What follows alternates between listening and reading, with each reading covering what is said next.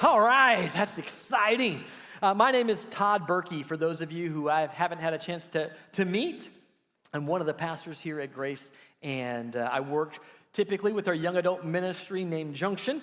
And man, it's just my honor and privilege to be here as we continue during this Proverbs series. Now, I'm going to make an observation here, and it simply goes like this. None of us looks like we did a few years ago, or a decade ago, or longer. And so I just really quick, I want to share with you what I look like as a teenager. So just step back in time with me here. Here we are, and we're going to do a little inductive Bible study, but inductive photo study, right? So observe, interpret, and apply. So let's just make a few observations. The first thing that people are all looking at is like, yes, I had hair. I know that's the first thing you can see right up here. Not just any hair, I had a mullet, business in the front, party in the back. Apparently, it's coming back, my kids tell me, which I don't understand why, but there it is. Went to a place called the Maintamers to keep that up all throughout high school. That was great. The other thing you're going to notice here is that I'm playing tennis. That's great. Your observation skills are great. I've got a Western forehand grip. My eye is on the ball. It's amazing. The third thing I think you would see is, man, it's black and white, and it's a little grainy, and it's because it came from the paper. And tennis was just a huge part of my life growing up, and I happened to excel at that. The Lord just allowed me to do that. And when I'm thinking about this is, I was living in Iowa at the time, and I got this invite.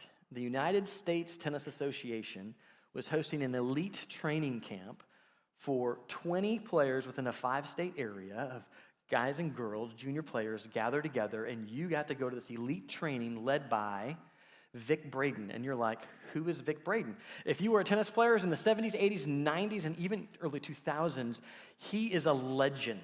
He helped even get the professional circuit started. He coached many professional players. He was a coach of coaches. Coaches would go and teach us how to teach. He was the guru. If you ever watched a Grand Slam tournament on TV during that time, it would always break away for a teaching moment with Vic Braden. He'd teach you how to hit a drop shot, how to properly hit a lob, an overhead strategy. It was phenomenal. Pre-internet, you had to get your information through magazines. Every tennis player got tennis magazine, and he always had multiple pages in there written about how to hit the perfect dink shot, how to position your feet for a forehand. He was a living legend. And I was one of the 20 players that was invited for this moment, this weekend of up-and-coming junior talent with Vic Braden. This guy knows his stuff. He even had a training facility for potential junior players that they think are going to go to the pros, that they would be invited to come and live, study, and grow as a player there. And so I don't know about you, when the invitation came, I don't always handle pressure really well. I need to feel the room first. And so I'm just, Vic Braden. Showed up in Kansas City with all the other players there. I'm like, Vic Braden. And here comes Vic Braden. I'm like, Vic Braden. And so we're warming up, we're hitting, and we're going through these different drills. I'm like, Vic Braden is feeding me tennis balls to hit, and he's telling me a few things. And then I remember this just like it was yesterday. We're now moving on to hitting serves, and so I line up, hit my serve, and I go ahead and I hit one, I go up and hit another one, and then behind me is the voice of Vic Braden. He says, young man, me? Yeah, what's your name? My name is Todd. Oh, Todd, hey man, your serve is looking pretty good, but here's the deal. If you'll move your ball toss 2 inches, just 2 inches to the right, you're going to pick up another 5 to 10 miles an hour on your serve. And it's all because right now where you're throwing it, your body is not designed to do this with this serve. It's designed to be like a throwing motion. So just move it from here to here. You just move 2 inches, and you're going to pick it up. You don't have to change your grip. You don't have to change your speed. Just try it. It's Vic Braden telling me to do this. And so what do? I'm like, okay, 2 inches to the side, and boom, greater pop on that. I'm like, this is exciting. It was simple. It was just an explanation, and to come back to the design of your body, that's why this works. And you're like, why are you telling me about Vic Braden? Well, Proverbs is kind of like hanging out with Vic Braden. Except for it's Solomon, the wisest of all, who is telling you this is how the world was designed to work. This is how you are designed to work. And so many times people go, Proverbs is all about skillful living, which it is. Great words of wisdom, which it is. But when I think of Proverbs, I think about this. I think it's really an invitation to practically live in step with our design. There's a lot of information that's just like 2 inches, just 2 inches to the right, to be in step with our design. Because when we live in step with our design, that is where life really becomes exciting. Now, we know that there's a design. Solomon actually tells us that in Proverbs chapter 3:19. By wisdom, the Lord laid the foundation of the earth, and he established the heavens by understanding. It wasn't just random. He has a specific purpose, a specific desire. There's a way that it was designed to work. But as you and I know, Genesis 3 happened. When humanity said, no, you tell us it works this way? No. We're going to go our own way. We're going to be about our name. We're going to run after our things. And that the Bible simply calls sin. It's just choosing to go our own way. And the impact of that is it just ruined everything. It broke everything. So there's a design. And his design is really pretty fascinating when you look at these things. His design as a whole was like, okay, life centers around God with an eternal perspective. God and eternity. This is how it's designed. What we said when we broke it, we said, no. Life is about us and about now. And so you have these two competing worlds that are sitting there, and Solomon, time and time again, is going to sit there and say, no, let me invite you back into how things work. Even if it's broken, it still functions best when we live in step with our design. We see this lived out. An easy example, we are designed, for example, to be in community. And if you were to look at the effects of isolation, it's horrible. So even the broken world says, man, yeah, you need people around you.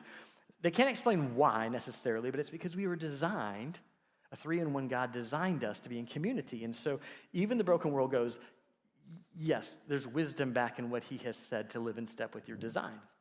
And so with that, when I think about Proverbs being these practical ways to live in our design, it makes me think of this one question: what is our design? What's your purpose? Why are you here? What's the meaning of life? And I think it's really cool, so we're all on the same page, that God actually answers that question.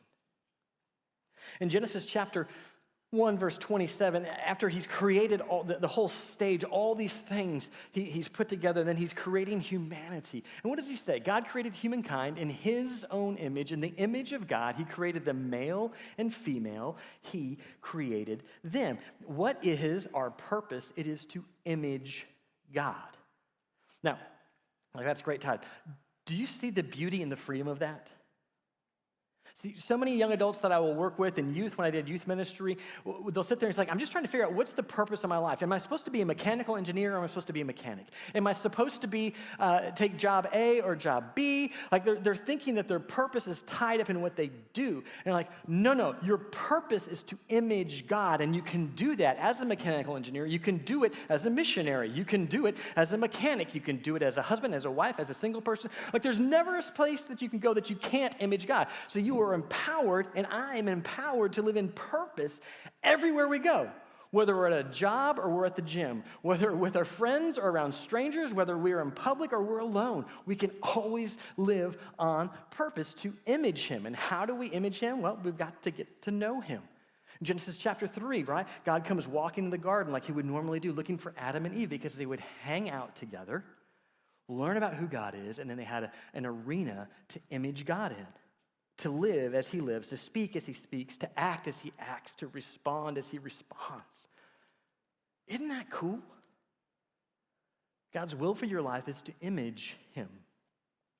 And Proverbs gives us that practical way to image God. And just so we're on the same page, isn't that what Jesus did? I mean, if you want a fascinating study, dive in John sometime and just look at the number of times that he says something like this. In John 5:19, he says, "Truly, truly, I say to you, the Son can do nothing of himself unless it's something he sees the Father doing. For whatever the Father does, these things the Son also does in the same way." Right? He's saying, I'm not doing anything on my own. I am looking, and what I see from him, I am imaging out here to the world. He says that in 5:19 and 5:30 and 6:38 and 8:26 and 8:28, and you could go on and on and on and on and on throughout the book of John and see that Jesus is continually saying, everything I do, I'm looking back to the Father, and I am radiating who he is. I am imaging who he is. As a matter of fact, in John 14, he's having a conversation, and Philip says, hey, you're saying some hard things here. Jesus, just show us the Father. Can we just show us the Father? And Jesus just stops, and he's like, have I been with you for so long, and yet you've not come to know me, Philip? The one who has seen me has seen the Father. Hebrews chapter 1, verse 3, Jesus, is the exact representation of God's nature. And then you move into 2 Corinthians 3:18, and in Romans 8, we realize that we, as believers, are invited into that same thing, to return to our design, to image him. 2 Corinthians 3:18, we are all being transformed into this same image from glory to glory. Romans 8:29, we're told that we've been predetermined when we respond to Christ that we're going to be transformed into his Son's image. We are here to image God. And why in the world, in a series on Proverbs, am I spending this much time to explain, why are we here? What's our purpose? It's because we have to understand that. We have to know why. Why would we even bother listening to anything that Proverbs has to say if we don't understand the whole reason that we are here is to image him? And each of these Proverbs is an opportunity to return to our design. They're all, move 2 inches to the right, opportunities for us to better image God. So this morning, we're going to talk about, again, practically way to live in step with our design, but this morning we're going to talk, the topic is generosity. And what I'm going to say about generosity, I just want to just hit pause for a moment. Because for me, when I saw, hey, Todd, we'd like you to teach on generosity, I kind of went, whoa. Because church hurt it's been a real thing for many, many years. But for me, there were many times growing up what I heard when it would come to messages on generosity was simply this: you need to prove your love to God by giving more money. And if you don't, then I don't think you really, really love God. And I just felt like every time generosity came up, it was a guilt trip for me to try to move me to give some things. And that's not at all what generosity is. And so if that's been your experience, I'm sorry. That's not what you're going to hear today at all. But I know that's just a challenging thing. So I just want to address that before I begin. And I want to give you this disclaimer here, if you will. That you need to know this. I need to be reminded of this. We all need to be reminded of this. It's simply this: that no amount of money, time, or volunteering or generosity will ever make God love you more. Do you know that? No amount of money that you give, no amount of volunteering that you do, no matter how generous you are, God is not going to love you more because we are fully loved already. So we can just relax and let God's word say what he wants to say about generosity, knowing that our position is stable.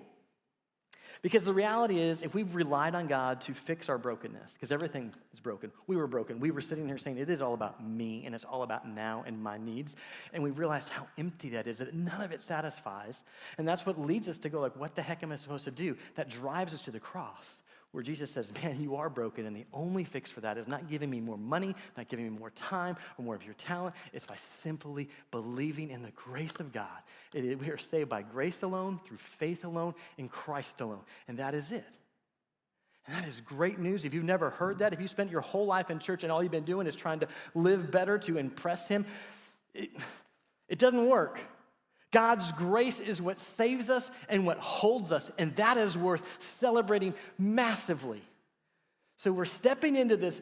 Don't forget God's generosity. Grace in its very nature is incredibly generous, not asking for and demanding anything in return. It is Christ who holds us, not our performance. So with that longer intro, we are designed, we have a purpose to image God. No amount of increase in generosity is going to make him love us more. We're going to dive into this topic. We're going to be in Proverbs chapter 11, verses 23 to 27. And as you turn there, Proverbs 11, 23 to 27, we're going to make 3 stops. We're going to simply look at what is generosity, what is the impact of being generous on us and others, and what obstacles are there to generosity. Now, you might already be going, Todd, listen, your intro is really long. I just want you to know I'm keeping an eye on the clock. We're going to spend most of our time on the what, and we'll get to the impact and obstacles very, very quickly. So we can just relax for a moment. I'm not going to ask you to be extra generous and giving me the next 5 hours of your life. It's okay. We'll get through this, but let's read together Proverbs chapter 11, verses 23 to 27. The desire of the righteous is only good, but the expectation of the wicked is wrath. There is one who scatters and yet increases all the more, and there is one who withholds what is justly due, and yet it results only in poverty. A generous person will be prosperous, and one who gives others plenty of water will himself be given plenty. One who withholds grain, the people will curse him, but blessing will be on the head of him who sells it.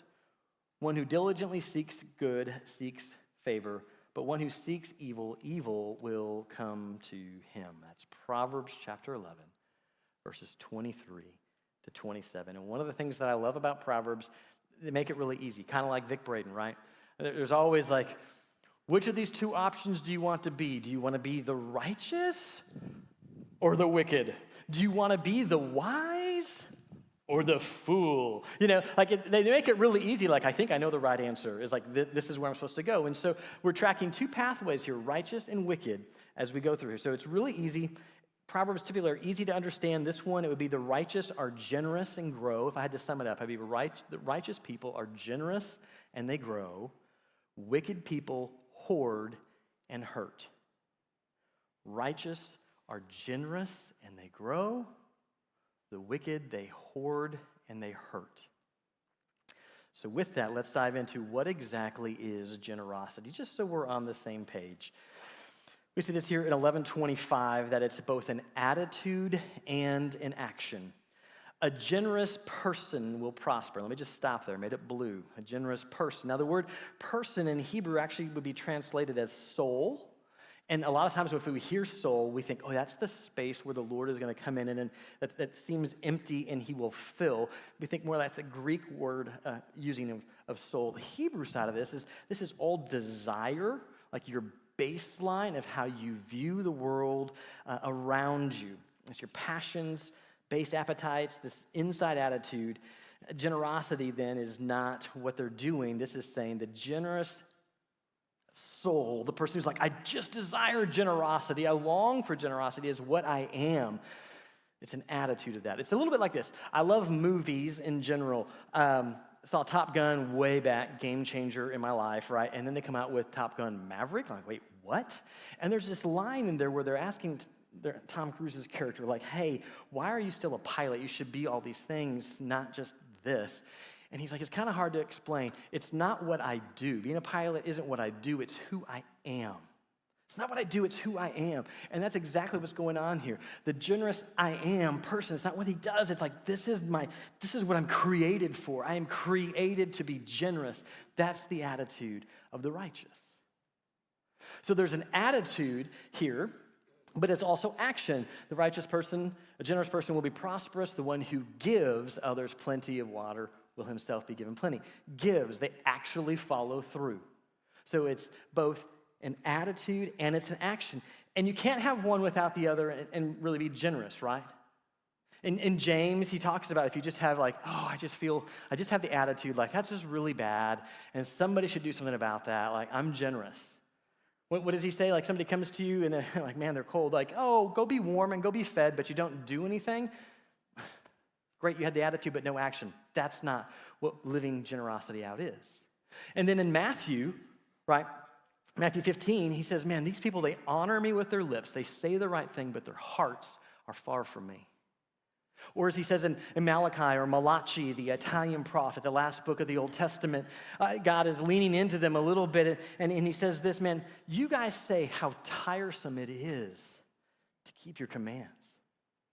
Like, we're going through the motions, we're doing it, you should be happy. And he's like, no, because it's an attitude and an action, which makes me ask this question: how in the world are you supposed to stir up these affections? Like, great. Is the action point here like, just go really just try to really want to be more generous, just go do that? Like, that's frustrating for me. And I think the beauty of Scripture is it's actually giving us the direction of how those affections get stirred. In 11:23, the desire of the righteous is only good. The righteous, the moral, the innocent, who are living in step with God's design. Desire, that's the attitude, the disposition, but it's singular, only. It's like, this is it. I'm choosing, this is what matters most. And what matters most is what is good, which you're like, okay, well, what is good? Jesus was kind of faced with that, wasn't he? In Luke chapter 18, when a rich young ruler, the man who had everything, comes sprinting up to Jesus, falls down, and says, "Good teacher, what must I do to be saved? I've got everything that the world says I should have, and here I am, and I know it's nothing. Good teacher, what should I do to be saved?" And what is Jesus' response? Why do you call me good? Nobody is good but God alone. Another way to state the first part of this, the desire of the righteous is only good, would simply be this: the righteous long to image God. They've said, this is the direction. I'm choosing to live in step with whatever God says, because when we choose to say, I am trusting this, our emotions, our affections change. It's kind of like my wife, Erin. She's not here, but we met online. And so when I first read about Erin, I was like, whoa. And then I saw pictures of Erin. I was like, oh. And I began to talk to Erin. I'm like, wow, are you kidding me? Here is somebody who loves God incredibly well, who loves others incredibly well. And by hanging out with her, it makes me want to do those things more. And so as I got to know Erin, something incredible happened. As I got to know her, as I then moved here and married her, and the time together, something crazy has happened. As I have chosen to pursue her, as I chose to be invested with her, and chose to share with her my life and be curious about her life, my affections have changed. I love a whole different group of people that I didn't even know existed before. There are places that are incredibly special to me that I've never really had any encounter whatsoever because I've gotten to know her. Her affections become my affections. She has this family, these parents and cousins who are incredible people that I knew nothing about until I spent time with her. And I'm like, not only are they incredible people and they've marked your life, something is weird. These people I didn't even know existed, who I would have just passed by, I now have a deep love for, a deep longing to walk well with them. And these places that you talk about, Aaron, that have marked your life, all of a sudden I have this affection of I can't wait to go to Laity Lodge and pick up my kid, because that was a place that the Lord used in Aaron's life in a massive way. I was never a camper. I was never a counselor. It's just a place, but as I go there over the last 10 years, every time I'm like, my affections are stirred towards this place. So how do we stir our affection? The righteous say, God, I'm in. I believe, I'm trusting that you actually have the way of life, not over here. You alone have the words of life. And so I am directing my efforts and energies to come here and just know you. And I'm going to trust you. I'm going to ask you for wisdom. And when you speak, I'm not going to question it. I'm going to say, okay. And when that happens, our affections can't help but change. Things just begin to matter more. His views become our views. And the wicked, though, but the expectation of the wicked is wrath. And expectation, that hope, their desire is wrath. The idea of I am going to take what I want from you because that's what I'm going to do. It's all about me, myself, and I, and my desire is what is best for me and now. And if we set our desires on that, we become very self-focused and much less generous. So how do we stir those affections? We choose what we're pursuing. Now, the other thing that we're going to see here is that not only is generosity a thing that deals with our attitude and our actions, but it's also one of abundance. There is one who scatters, and let's just stop at that word scatters. That word scatter, it means to throw widely, loosely, freely. There's not a hint of caution. Think about this. Think about in the New Testament, Matthew chapter 13, you've got the parable of the sower, right? And so many of us with the parable of the sower, we're like, well, there's 4 soils that it's going to land on. There's the path, there's the rocks, there's the thorn, and there's the good soil. And that's all true, and that's awesome. And then we debate, like, who of those people would actually be saved as a positive response to the word. And so people argue over that. Great, fine, we can have that conversation. But here's the thing that I hope you've never missed with that parable. Do you see how generous the sower is? Do you see he's just taking the seed and just throwing it? He doesn't care if it's on the hard path. He doesn't care if it's rocky places, the thorn, or the good soil. He's not stingy. He's like, it's here. There's enough for everybody. There's abundance. It's just being thrown out. He's scattering greatly. He's not going, let's see, okay, this is good soil, so you can have a seed because I don't have enough over here. I might have a little left over, so thorn. No, he's scattering. There's not caution. There's just like, it's open for all. So keep that in mind when you think of that word scatter. But here's the interesting thing that I find with this word is it's never used in Hebrew attached to seed. Never. It's used 9 other times in the Old Testament. Some of those times is dealing with the nation of Israel. They were disobedient and said, no, God. And so he scatters them widely to the nations around them. Other times, the enemy that would come towards Israel and he would provide victory for them, he would scatter the enemy's bones just wherever. Another time it's used of Israel and their immorality, that they're like, we'll chase anything other than the Lord. None of those tie-ins really fit with this, right? But there is one that ties in beautifully. It's in Psalm chapter 112, verse 9. And Psalm 112 is all about somebody whose sole desire is to honor the Lord. It's really a beautiful psalm. You begin to learn both the impact, but you also see what are some of the characteristics of honoring the Lord. You notice that they're gracious, they're compassionate, they're righteous in verse 4, and they're steadfast. They're all in verse 7. And then you come to 112, verse 9, and you read this. He, the one who honors the Lord, has given freely to the poor. He has scattered to the poor. And we begin to have that understanding, okay, well, this is just widely throwing without cause for concern. But it's directed towards a person, and there's abundance that comes with it. Now, that wouldn't just mean a poor person that you might need food. You need food? Here's food. You need clothing? Here's clothing. You need shelter? Here's shelter. You're alone and isolated, and everybody thinks that you're a curse. I will come and sit with you. And you begin to see that generosity is so much more than money. You begin to see that it's not just how you're investing financially, but it's your time. It's your emotional energy, that you're just being generous with all of it. I think this is truly, truly beautiful because you see, okay, that's what the righteous do, but then what about the wicked? Oh, they withhold what is justly due. Withhold simply means to hold back, right? And justly due is just whatever is correct and honest. And so you're left with, in most of Proverbs, no gray area. Do your affections line up with the wicked or the righteous? There's no middle gray area. And I think this is one of the beautiful things. I'm a visual learner, but you see, when is generosity actually viewed as generosity? It's when the baseline of what is right and accurate is done. That's considered generous, and then anything beyond that. But withholding what is right and correct, that's where stinginess is. So let me just give you a quick example of this. Let's say that a friend of mine needs to go to Colorado for a family emergency, and their transportation is just not reliable. It's not going to get them there.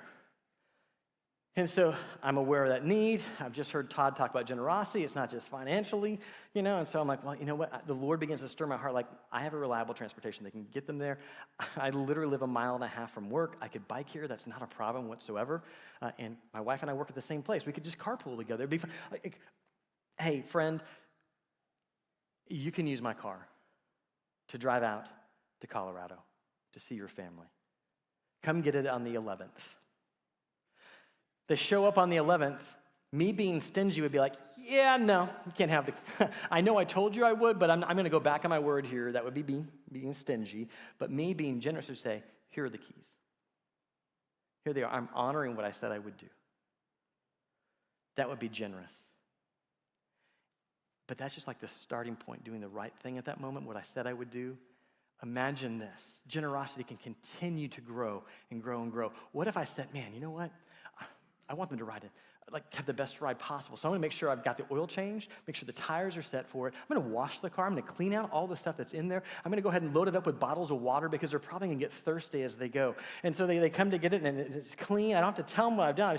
It's clean and there it is. And then I just happened to mention, I said, hey, listen, I know that the fastest way to get there, I just happened to look it up. It's a lot of toll roads and I've got a toll tag and it is fully charged and I want you to use it. Take the toll roads. That's what I want you to do. When I said use my vehicle, I want you to use all of it. So take the toll card and just go. And oh, by the way, I figured you'd probably get hungry on the way, and so I didn't know what you like, so I went ahead and got several gift cards. Chick-fil-A, of course, because I'm a pastor, and we all know that that's where you're supposed to go, right? But I've given you other food gift cards. They're in there. I want you to use them. And then the cost of gas, I know it's just expensive these days, so I've loaded up some gas cards for you as well, so you can stop and just provide it for you in that way as well. I want you to just go and enjoy these things. That, too, is generous. Isn't it gracious of God and beautiful of God to say, just giving the car, honoring what I said, generous, and doing all these other things? He says, generous, we're called to generosity. So it starts with the least we could do, and it grows from there. It starts with what's fair and goes on from there. It's really a beautiful, beautiful thing. And so all three of those tied together, what is generosity? It's an attitude and action of abundant help towards others. Missing them, we're not generous. And it's this invitation to image God who is generous. I mean, I don't know, have you read about Jesus' miracles ever? Like, there's one who is paralyzed and he comes up and he says, you know, right leg is healed, left leg you can limp. That should be good enough, come on. Oh, you're blind? Let's go right eye this time. Oh, you're a leper? I'll cleanse the parts that people can see, but not the rest. What do you see? Full healing. Skin restored like a newborn infant. What do you see when he feeds the 5,000? They all ate and they were satisfied and there were baskets left over. His first miracle, water to wine, was just kind of it was the best. We have a God who is incredibly, incredibly generous. And we're to image him. This is an opportunity to move our lives 2 inches, to better image him, to live in step with our design. Now, I'm going to move quickly through these last 2 points. I told you I would, and I'm going to honor, I'm going to be generous. What's the impact of this, both on us and others? And from a worldly way of looking, if you were to sit there and say, okay, so I scatter. I just scatter. Of course, my resources are just going to be depleted. That's what a normal person would think. If you're just giving away, there's depletion. And if you're one who is gathering and hoarding, there should be that's not even a word, but we'll just say it is, who hoards, that you should have gain. And he says the total opposite, right? Those who give away, there's more. Those who hoard have less, they hurt. And I want to just pause for a second because Proverbs, remember, are principles. They are not promises. And it's important to know because he's going to say those who give, more is coming. And what he's not saying, because we live in a broken world that operates in a broken way, what I am not saying, and what I don't believe he is saying, is that if you write a check right now for $100 to our church, tomorrow you're going to have 110 in your account. I'm not saying that, and neither is the text. But he is saying there's going to be an increase. These are principles, they're not promises. So let's look and see what he actually does say. Blessed. A generous person will be prosperous. Can we just stop there for a brief moment? That word prosperous means fat, fattened. And we're like, there are like 13 gyms within a walking distance from here. We are a people who don't want that. But in ancient Near East, where food was scarce, if you saw somebody who was fat, they had an abundant supply of food. They had shelter. They had safety. They weren't having to fight for things. This was huge. They were blessed.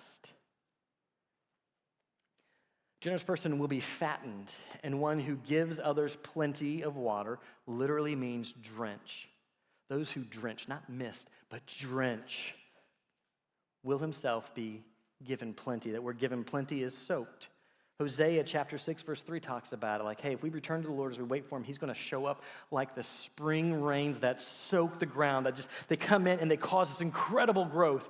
That is the response, the impact of being generous.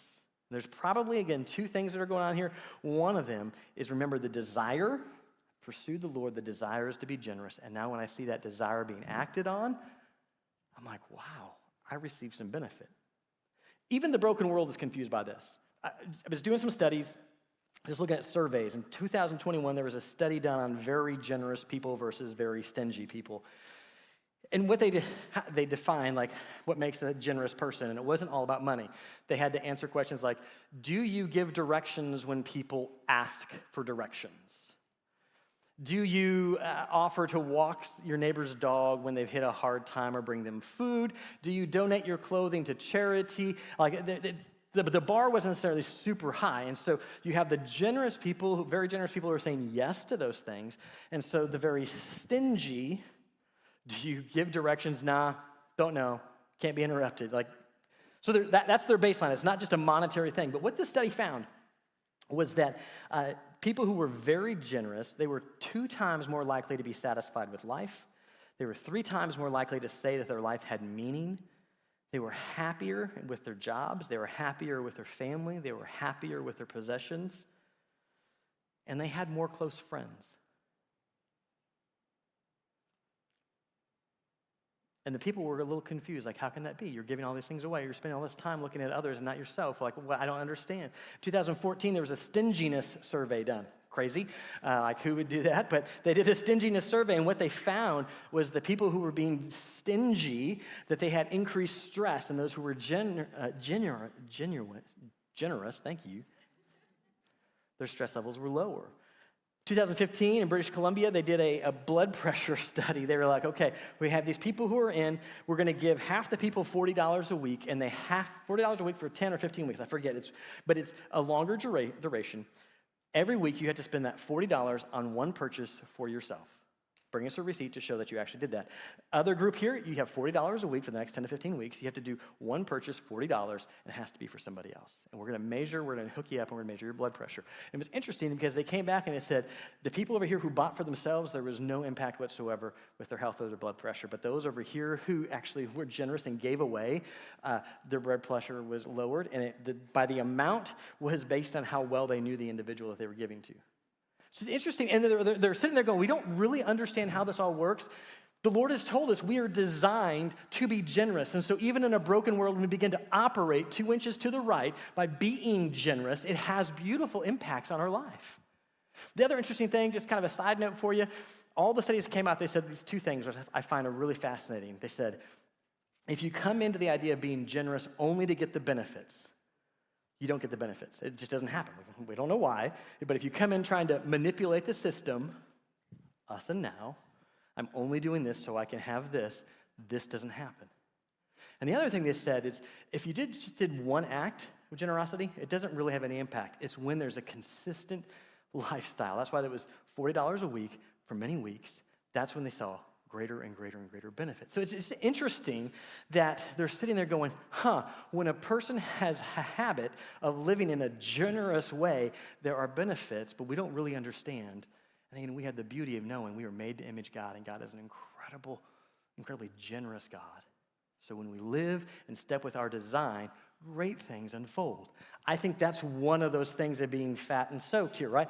And then the other one is, well, just another quick story. My son Paxton, he graduated from high school this spring, and I was just thinking, I want to bless him. I want to, how do we have just a moment?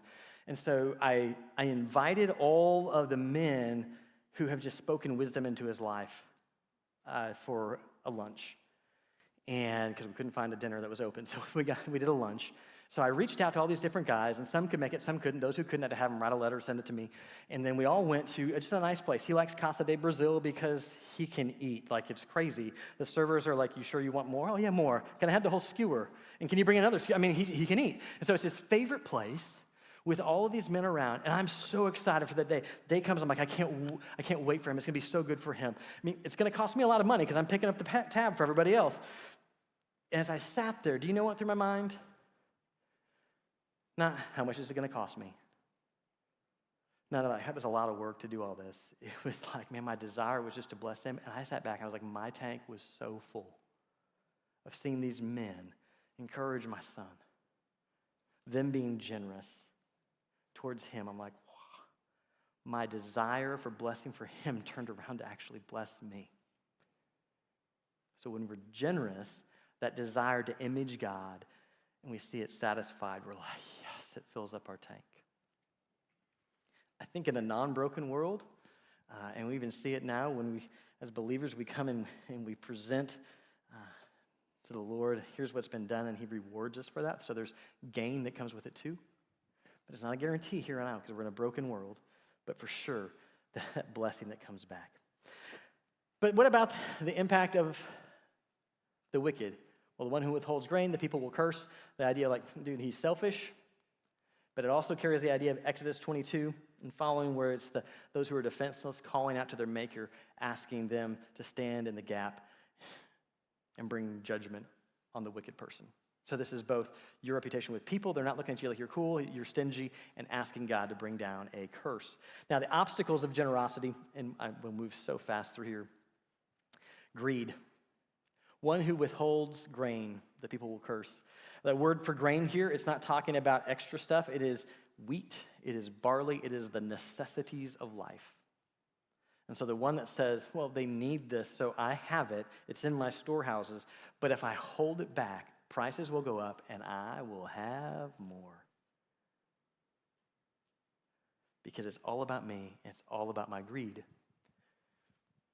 Curse comes to them. The other obstacle is pride. It's interesting here.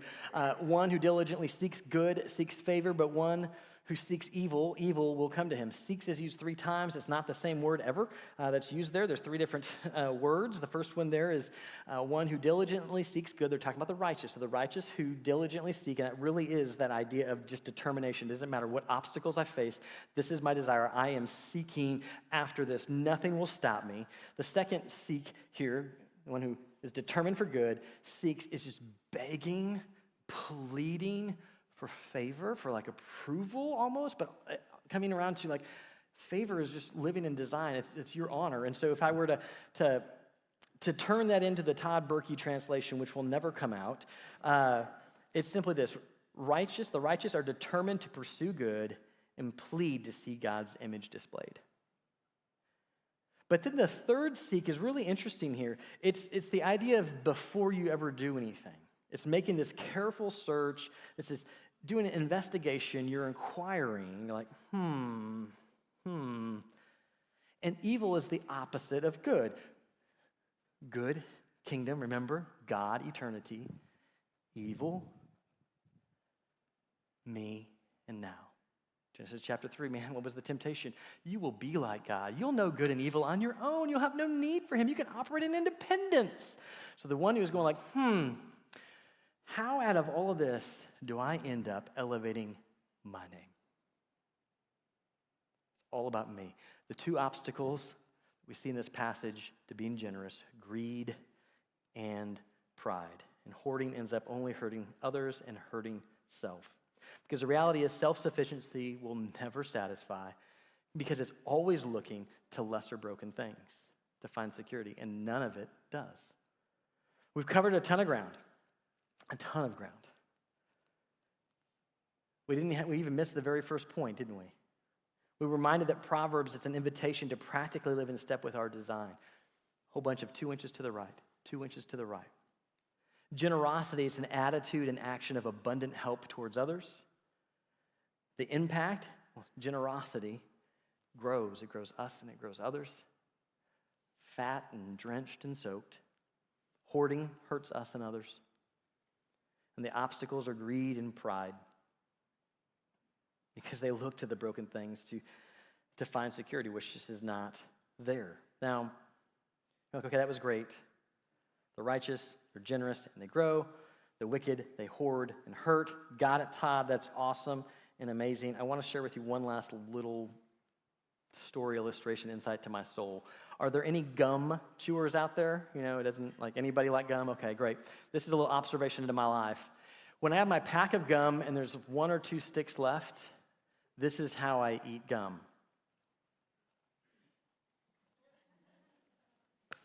I fake a yawn, and then I put it in my mouth, and I don't chew it because then people are going to know that you have gum, and they might ask you for it. So I just kind of like have it sit there for a bit.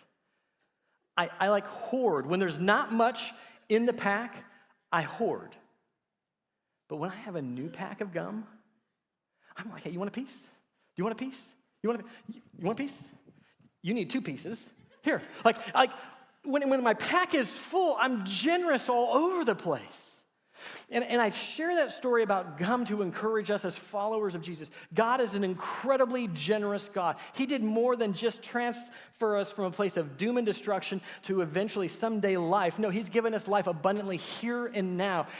Peter tells us that he's given us everything needed for life and godliness, everything that we need. Our pack is full. When we mess up and he lavishes forgiveness, it doesn't deplenish anything. There's constant fullness of purpose, of hope, of peace, of love. Like, our pack is full. He has given us so very much. And so we, of all people, with these full gum packs of spiritual blessings, should be the most generous, because we can give love away. We can give forgiveness away. We can give our time away to invest in other people. We can give our talents away to serve others. We can be incredibly generous because we always have a full pack. The world around us does not. Do you know that? Do you know the bigness of what God has done for you? So my application for the week is not rocket science or anything like this. It's just I want us to spend time celebrating his generosity in our lives.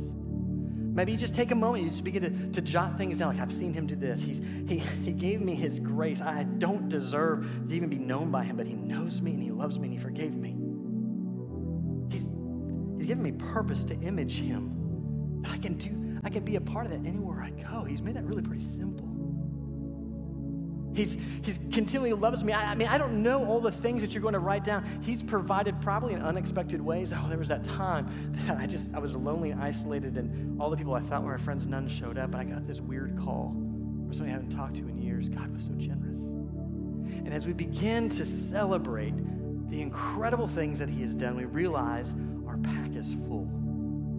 And the second part is then we're just like, okay, God, you've done these great things. I'm simply available. I want to image you, whatever that looks like. We are not called to meet everybody's need. We are called to meet somebody's need. And it's up to him to direct us. And so I trust him to do that. I trust him to use the resources he has entrusted to you to be a blessing, to be generous to the world around us, however he best sees fit. And that's the beauty of generosity. It's this awesome relationship. We're amazed by what he has done, and out of the overflow and the willingness, it says, it's all yours, Lord. Use me as you want. We just are available to image him. Let's pray. God, thank you for this day.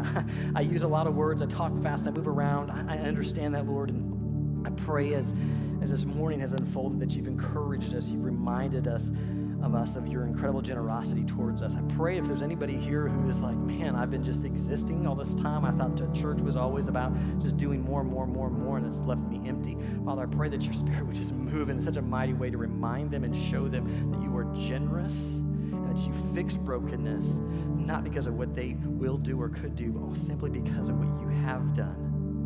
Would they find the freedom of simply just saying, thank you, Lord. In that moment, you move in and there is new life. Father, this week, would we be mindful of the ways that you are incredibly generous towards us? Would we celebrate that? And then would we have hearts and minds that are simply available for you to nudge however you would like to use us to display your generosity to the world around us as we look to image you? We love you. In Jesus' name we pray.